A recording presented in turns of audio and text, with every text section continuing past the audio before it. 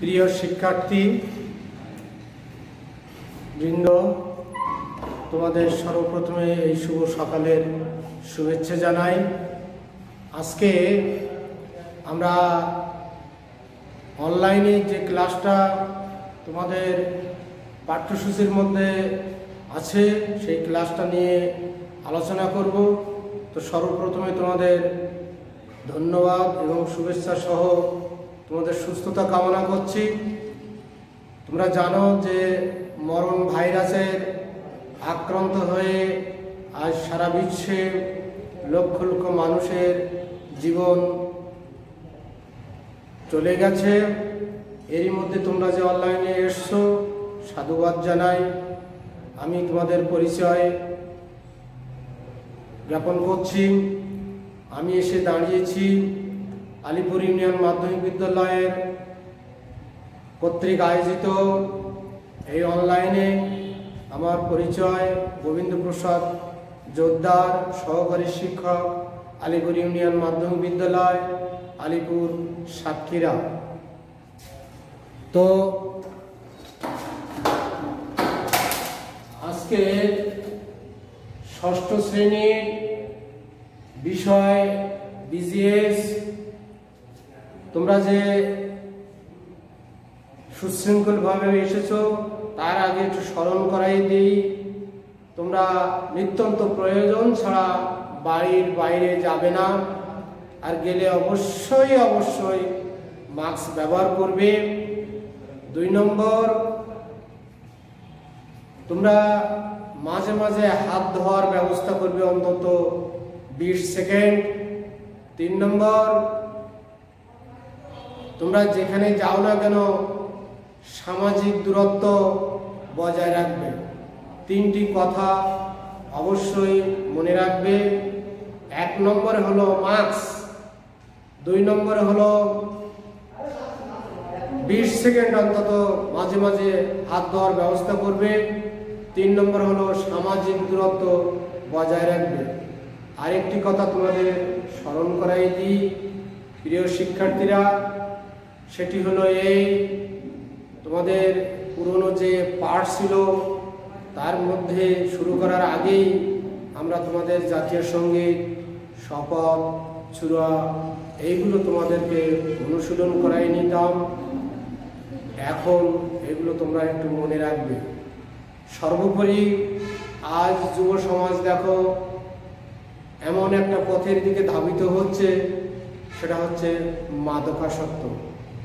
এর থেকে রেহাই পেতে হলে আমাদের সবাইকে সচেতন হতে হবে।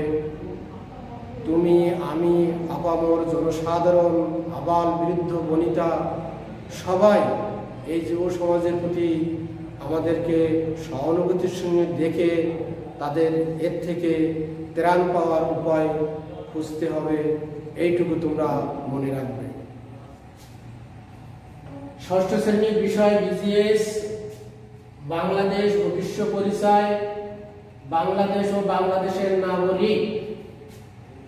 তাহলে প্রথমে আসছে দেশ এবং নাগরিক। তো এসব শিকড় ফলে প্রথমে আছে রাষ্ট্রের ধারণা ব্যাখ্যা করতে পারবো। রাষ্ট্রটা কি, কাকে রাষ্ট্র বলে?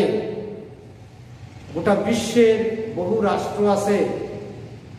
একটি রাষ্ট্রের সংজ্ঞা বা এই রাষ্ট্রের কি কারণে রাষ্ট্র হতে পারে এর ধারাবাহিক যে ব্যাপারটা এটা ব্যাখ্যা করতে পারবো।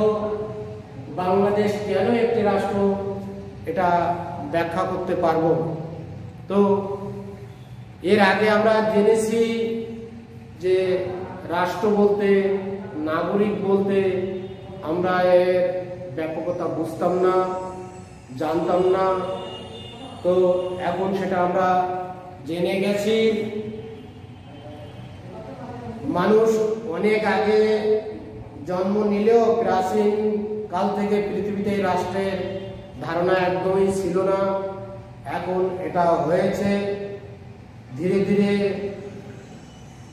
বিভিন্ন ক্ষুদ্র ক্ষুদ্র রাষ্ট্র বড় বড় রাষ্ট্রে পরিণত হয়েছে। কোনো কোনো রাষ্ট্রের জনসংখ্যা কম, কোনো কোনো রাষ্ট্রের জনসংখ্যা বেশি। গোটা পৃথিবীতে তোমরা জানো যে চীন একটি বড় রাষ্ট্র, এর জনসংখ্যা অত্যন্ত বেশি। ভারত একটি বড় রাষ্ট্র, এর জনসংখ্যা বেশি। পক্ষান্তরে সিঙ্গাপুর, ভ্যাটিকান সিটি এই রাষ্ট্রগুলো আকারে ছোট এবং এর জনসংখ্যাও কম। তো যাই হোক,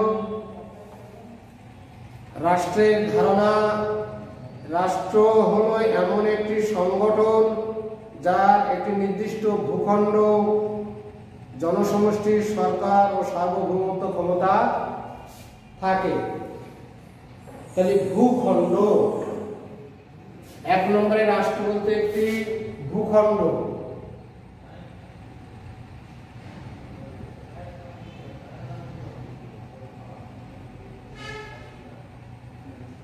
দুই নম্বরে জনসমষ্টি।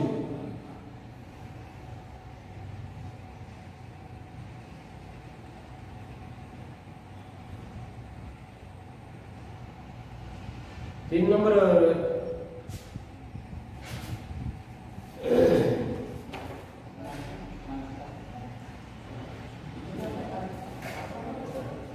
সরকার।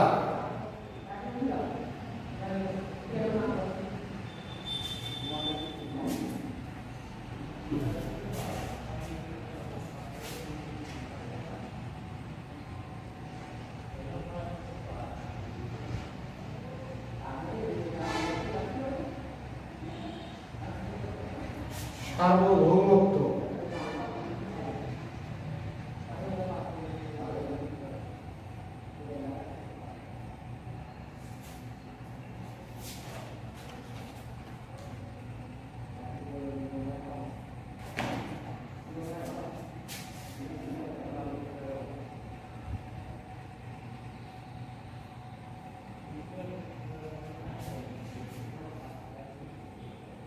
একটি দেশে ভূখণ্ড থাকতে হবে রাষ্ট্র হতে গেলে। ভূখণ্ড মানে একটা জায়গা। এই জায়গাটা ছোট হতে পারে, বড় হতে পারে, পাহাড় পর্বত হতে পারে নদী নালা, হাওড় বাওড়, হতে পারে লম্বা বর্গাকৃতি ইত্যাদি। এর ভূখণ্ড ভেতরে থাকতে পারে আকাশপথ, জলপথ, স্থলপথ ইত্যাদি।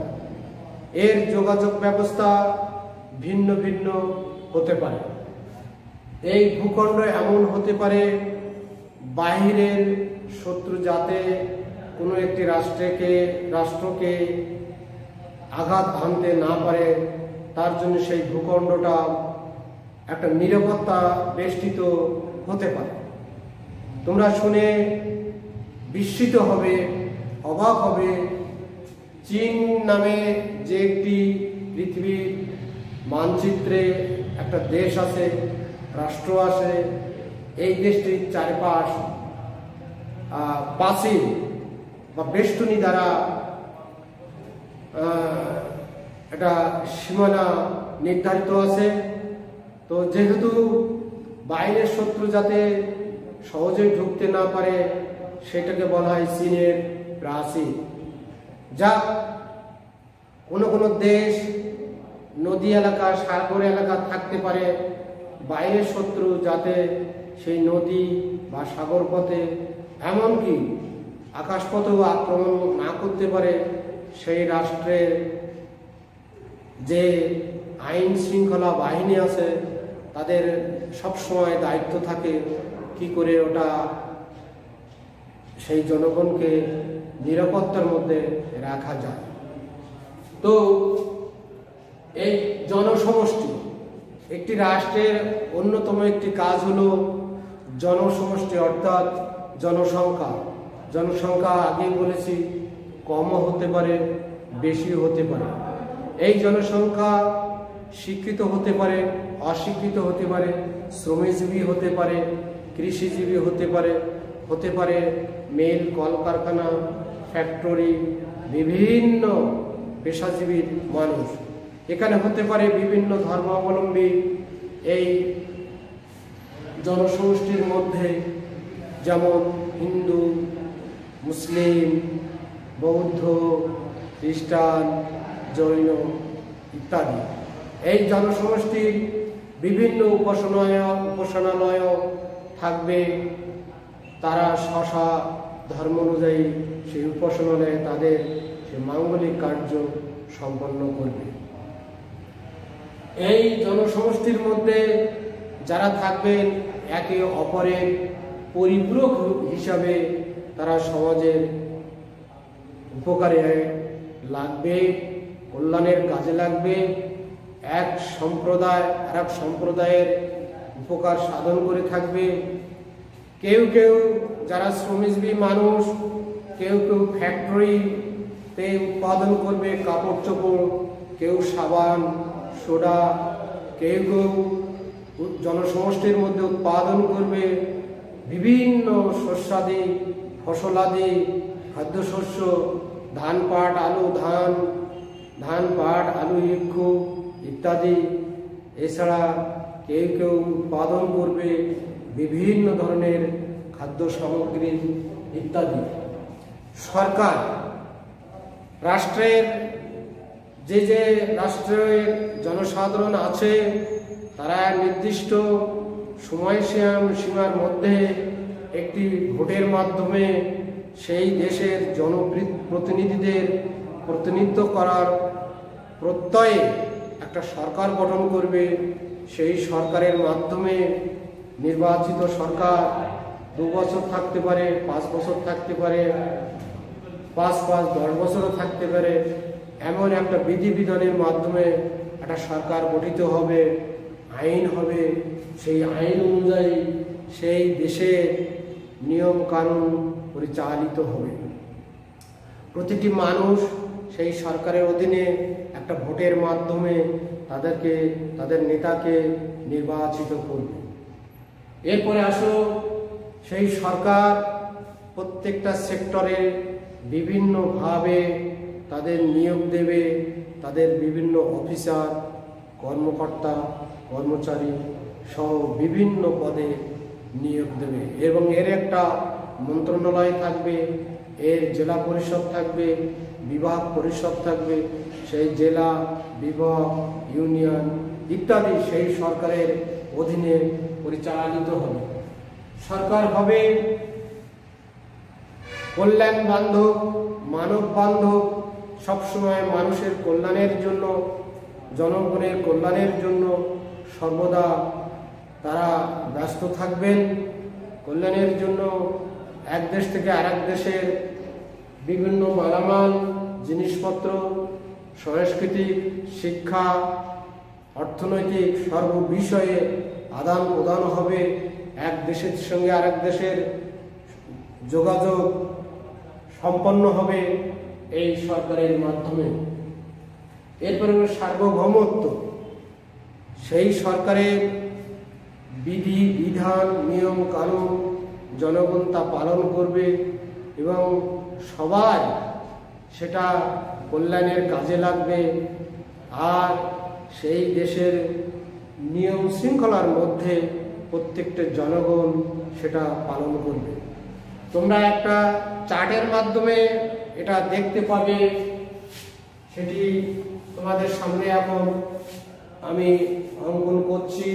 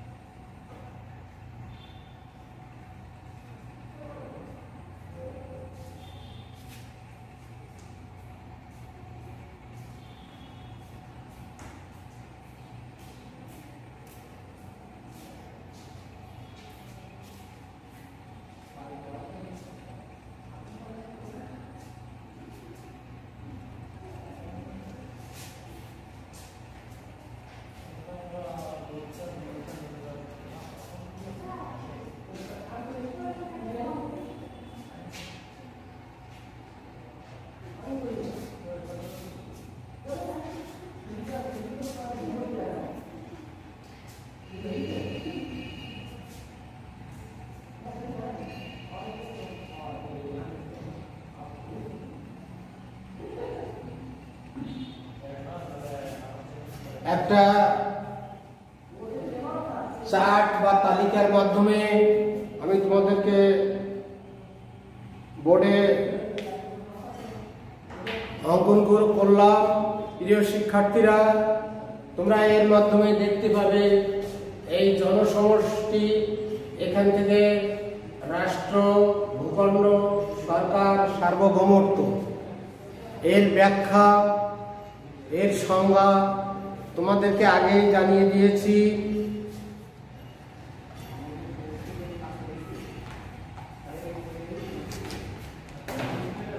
রাষ্ট্র হিসেবে বাংলাদেশ বিশ্বের ইতিহাসে মাথা উঁচু করে দাঁড়িয়ে আছে। কেন দাঁড়িয়ে আছে? যেহেতু রাষ্ট্রের যা কিছু প্রয়োজন তা এখানে তোমাদের চার্ট বা তালিকার মাধ্যমে দেখাই দিয়েছি, সেগুলো বাংলাদেশের আছে। বাংলাদেশের নির্দিষ্ট একটা ভাষা আছে, নির্দিষ্ট জাতীয় পতাকা আছে, নির্দিষ্ট জাতীয় সঙ্গীত আছে। তোমরা জানো সবুজের মধ্যে লাল বৃত্ত এবং নির্দিষ্ট একটি ভাষা, যে ভাষাকে কেন্দ্র করে আমাদের এই রাষ্ট্র, এই দেশ পরিচালিত হচ্ছে।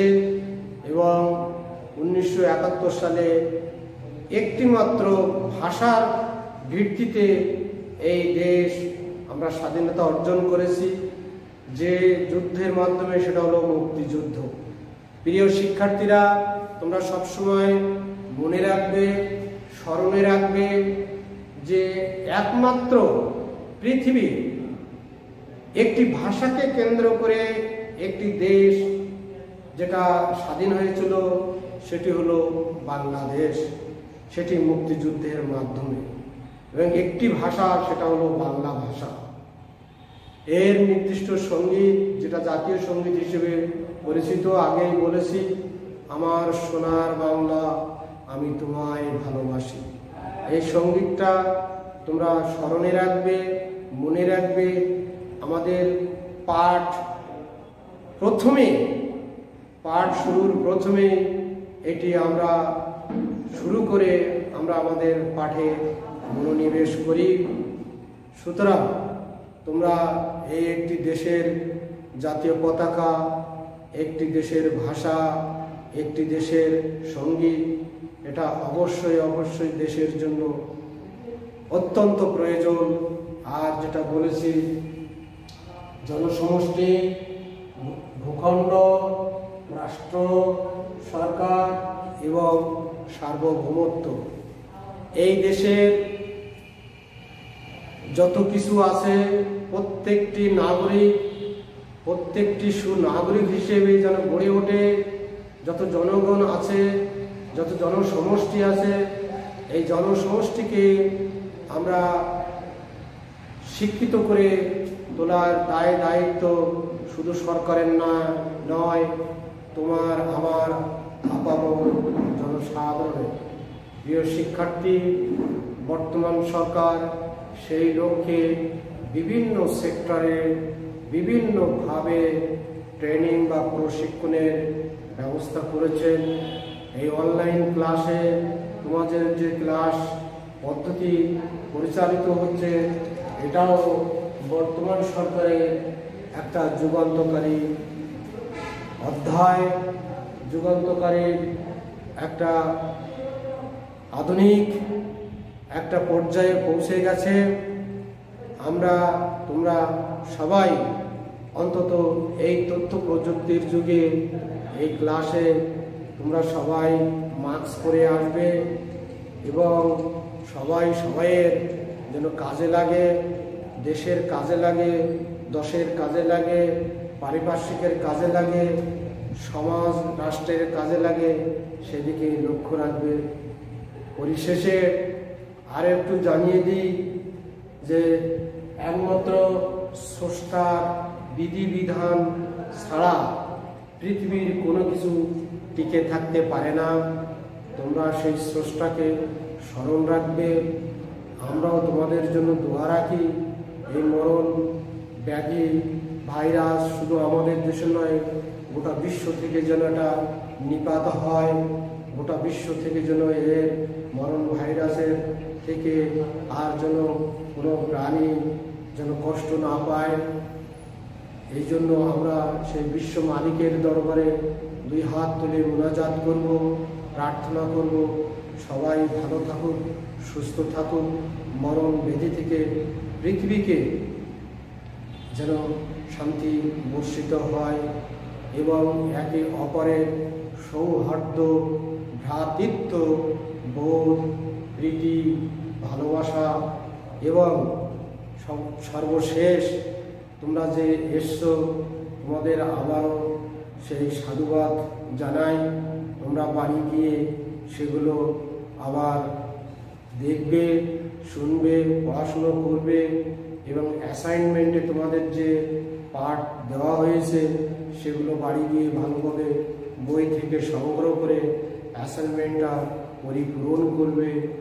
আর নিতান্ত প্রয়োজন ছাড়া বাইরে কেউ মাস্ক পরে যাবে না, মাস্ক না পরে কেউ যাবে না। বাইরে যেতে গেলে অবশ্যই মাস্ক পরে যাবে আর মাঝে মাঝে হাত ধোয়ার ব্যবস্থা থাকবে অন্তত 20 সেকেন্ড। আর সামাজিক দূরত্বটা বজায় রেখে চলবে।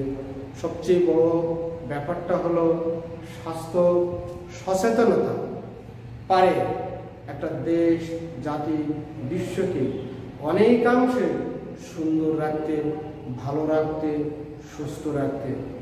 সবার শেষে আবারও তোমাদের সুস্বাস্থ্য, সুন্দর মন, সুন্দর দেহ কামনা করে আমি আমার পাঠ এখানে শেষ করতে যাচ্ছি। সবাই সুখে থাকো, সুস্থ থাকো, ভালো থাকো এই কামনা করে তোমাদের বাড়ির কাজটা আমি জানিয়ে দিই। বাড়ির কাজ, প্রিয় শিক্ষার্থীরা, বাড়ির কাজটা তোমরা খাতা বের করে লিখে নেবে।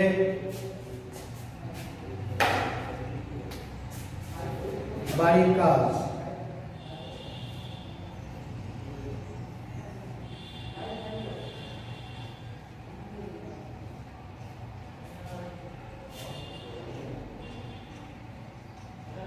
রাষ্ট্র বলতে কি বুঝো?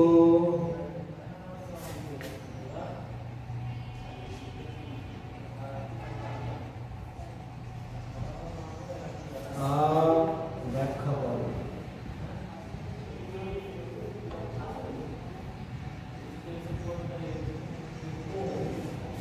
আগামী পাঠে তোমাদের বাড়ির কাজটা দিলাম, এই বাড়ির কাজটা তোমরা লিখে নেবে এবং লিখে এনে এর অ্যান্সারটা, উত্তরটা লিখে এনে আমাকে দেখাবে। এই বাড়ির কাজটা তোমরা সবাই লিখে নিয়ে যাবে, সামাজিক দূরত্ব বজায় থাকবে। আবারও তোমাদের সাধুবাদ জানাই এবং সুস্থতা কামনা করে আমি আমার পাঠ এখানে শেষ করছি। সবাই ভালো থাকবে, সুন্দর থাকবে। ধন্যবাদ সবাই।